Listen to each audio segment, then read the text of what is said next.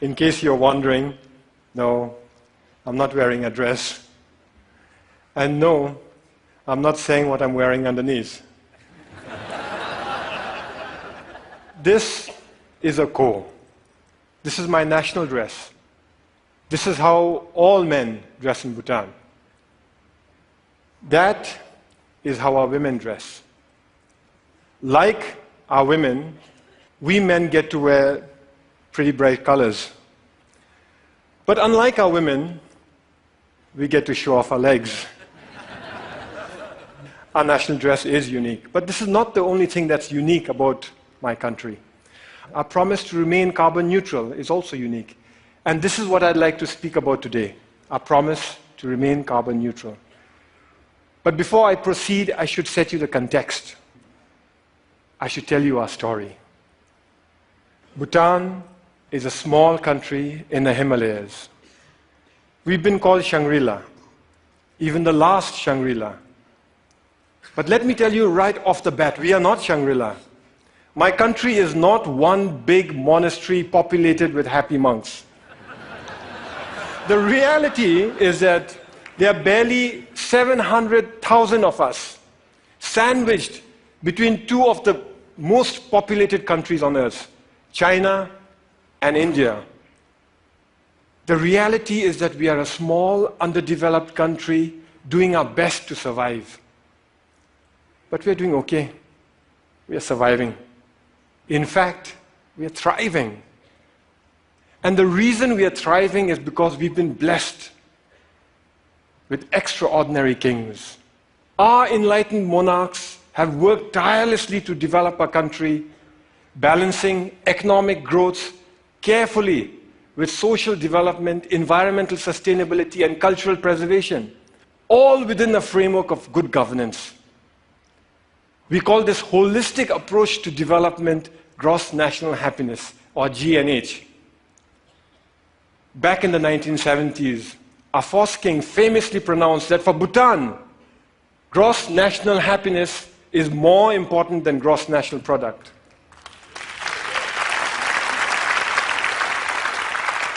Ever since, all development in Bhutan is driven by GNH, a pioneering vision that aims to improve the happiness and well-being of our people. But that's easier said than done, especially when you're one of the smallest economies in the world. Our entire GDP is less than $2 billion. I know that some of you here are worth more, individually, than the entire economy of my country. So our economy is small. But here's where it gets interesting. Education is completely free. All citizens are guaranteed free school education, and those that work hard are given free college education. Healthcare is also completely free. Medical consultation, medical treatment, medicines, they're all provided by the state. We manage this because we use our limited resources very carefully, and because we stay faithful to the core mission of GNH, which is development with values. Our economy is small, and we must strengthen it. Economic growth is important. But that economic growth must not come from undermining our unique culture or our pristine environment. Today, our culture is flourishing. We continue to celebrate our art and architecture, food and festivals, monks and monasteries. And yes, we celebrate our national dress too. This is why I can wear my ko with pride. Here's a fun fact. You're looking at the world's biggest pocket. It starts here, goes round the back, and comes out from inside here. In this pocket, we store all manner of personal goods, from phones and wallets to iPads, office files, and books. But sometimes, sometimes even precious cargo. So our culture is flourishing, but so is our environment. 72% of my country is under forest cover. Our constitution demands that a minimum of 60% of Bhutan's total land shall remain under forest cover for all time.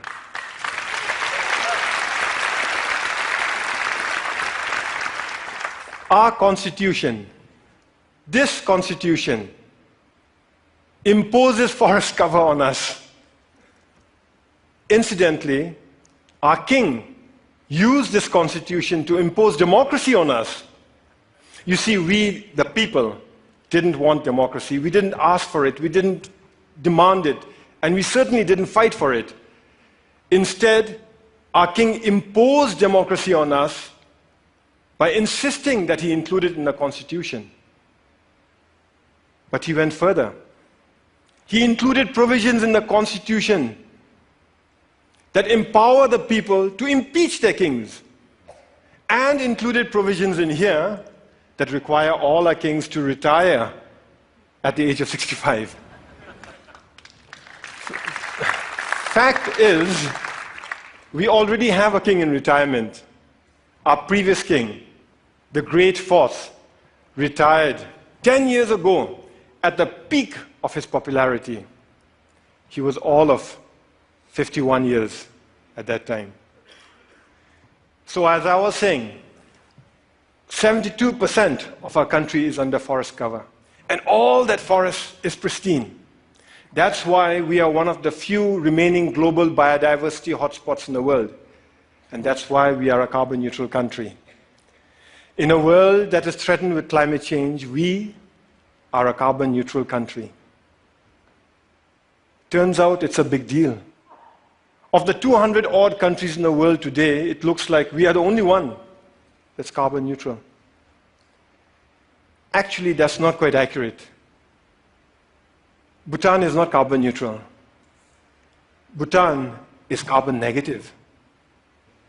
Our entire country generates 2.2 million tons of carbon dioxide. But our forests, they sequester more than 3 times that amount.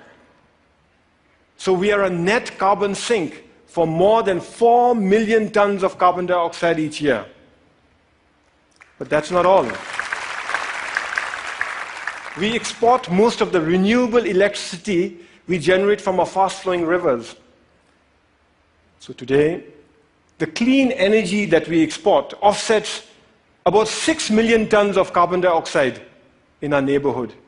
By 2020, we'll be exporting enough electricity to offset 17 million tons of carbon dioxide. And if we were to harness even half our hydropower potential, and that's exactly what we are working at, the clean, green energy that we export would offset something like 50 million tons of carbon dioxide a year. That is more CO2 than what the entire city of New York generates in 1 year. So inside our country, we are a net carbon sink. Outside, we are offsetting carbon. And this is important stuff. You see, the world is getting warmer. And climate change is a reality. Climate change is affecting my country. Our glaciers are melting, causing flash floods and landslides, which in turn are causing disaster and widespread destruction in our country. I was at that lake recently. It's stunning. That's how it looked 10 years ago. And that's how it looked 20 years ago. Just 20 years ago, that lake didn't exist. It was a solid glacier. A few years ago, a similar lake breached its dams and wreaked havoc in the valleys below. That destruction was caused by one glacial lake. We have 2,700 of them to contend with. The point is this: my country and my people have done nothing to contribute to global warming. But we are already bearing the brunt of its consequences. And for a small, poor country, one that is landlocked and mountainous, it is very difficult. But we are not going to sit on our hands doing nothing. We will fight climate change. That's why we have promised to remain carbon neutral. We first made this promise in 2009 during COP15 in Copenhagen. But nobody noticed. Governments were so busy arguing with one another and blaming each other for causing climate change that when a small country raised our hands and announced, we promise to remain carbon neutral for all time, nobody heard us. Nobody cared. Last December in Paris, at COP21, we reiterated our promise to remain carbon neutral for all time to come. This time we were heard. We were noticed and everybody cared. What was different in Paris was that governments came around together to accept the realities of climate change and were willing to come together and act together and work together. All countries, from the very small to the very large, committed to reduce their greenhouse gases emissions. The UN Framework Convention for Climate Change says that if these so-called intended commitments are kept, we'd be closer to containing global warming by 2 degrees Celsius. By the way, I've requested the TED organizers here to turn up the heat in here by 2 degrees. So if some of you are feeling warmer than usual, you know who to blame. It's crucial that all of us keep our commitments. As far as Bhutan is concerned, we will keep our promise to remain carbon neutral. Here are some of the ways we are doing it. We're providing free electricity to our rural farmers.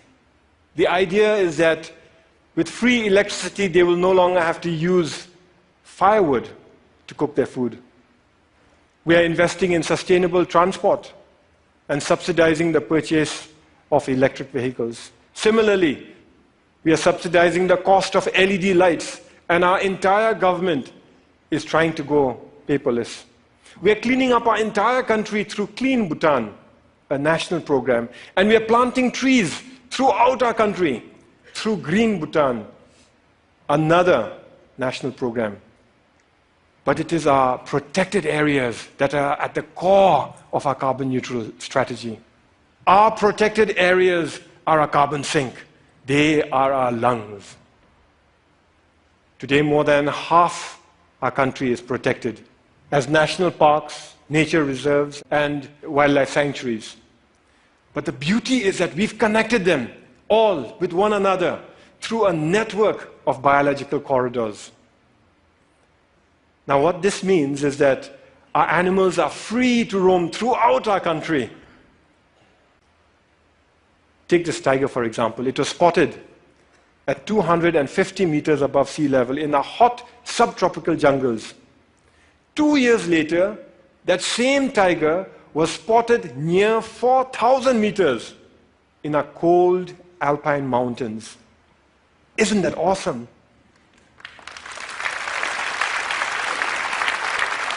We must keep it that way. We must keep our parks awesome. So every year we set aside resources to prevent poaching, hunting, mining, and pollution in our parks, and resources to help communities who live in those parks manage their forests, adapt to climate change, and lead better lives while continuing to live in harmony with Mother Nature. But that is expensive. Over the next few years, our small economy won't have the resources to cover all the costs that are required to protect our environment.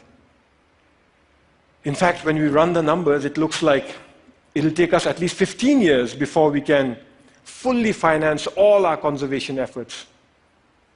But neither Bhutan nor the world can afford to spend 15 years going backwards. This is why His Majesty the King started Bhutan for Life. Bhutan for Life gives us the time we need. It gives us breathing room. It is essentially a funding mechanism to look after our parks, to protect our parks till our government can take over on our own fully. The idea is to raise a transition fund from individual donors, corporations, and institutions. But the deal is closed only after predetermined conditions are met and all funds committed. So multi-party, single closing, an idea we borrowed from Wall Street. This means that individual donors can commit without having to worry that they'll be left supporting an underfunded plan. It's something like a Kickstarter project, only with a 15-year time horizon and millions of tons of carbon dioxide at stake. Once the deal is closed, we use the transition fund to protect our parks, giving our government time to increase our own funding gradually till the end of the 15-year period. After that, our government guarantees full funding forever. We're almost there. We expect to close later this year. Naturally, I'm pretty excited.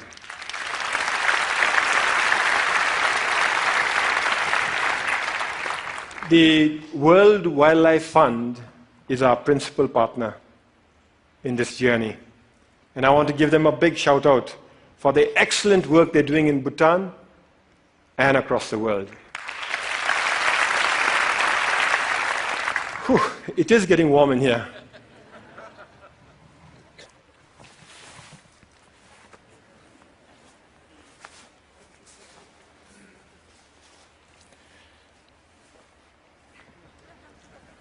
I thank you for listening to our story. A story of how we are keeping our promise to remain carbon neutral. A story of how we are keeping our country pristine for ourselves, our children, for your children, and for the world. But we are not here to tell stories, are we? We are here to dream together. So in closing, I'd like to share one more dream that I have. What if we could mobilize our leadership and our resources, our influence and our passion to replicate the Bhutan for Life idea to other countries so that they too can conserve their protected areas for all time? After all, there are many other countries who face the same issues that we face. They too have natural resources that can help win the world's fight for sustainability. Only they may not have the ability to invest in them now. So what if we set up Earth for Life, a global fund, to kickstart the Bhutan for Life throughout the world? I invite you to help me to carry this dream beyond our borders to all those who care about our planet's future. After all, we're here to dream together, to work together, to fight climate change together, to protect our planet together. Because the reality is, we are in it together. Some of us might dress differently, but we are in it together. Thank you very much. And Thank you. Thank you. Thank you. Thank you.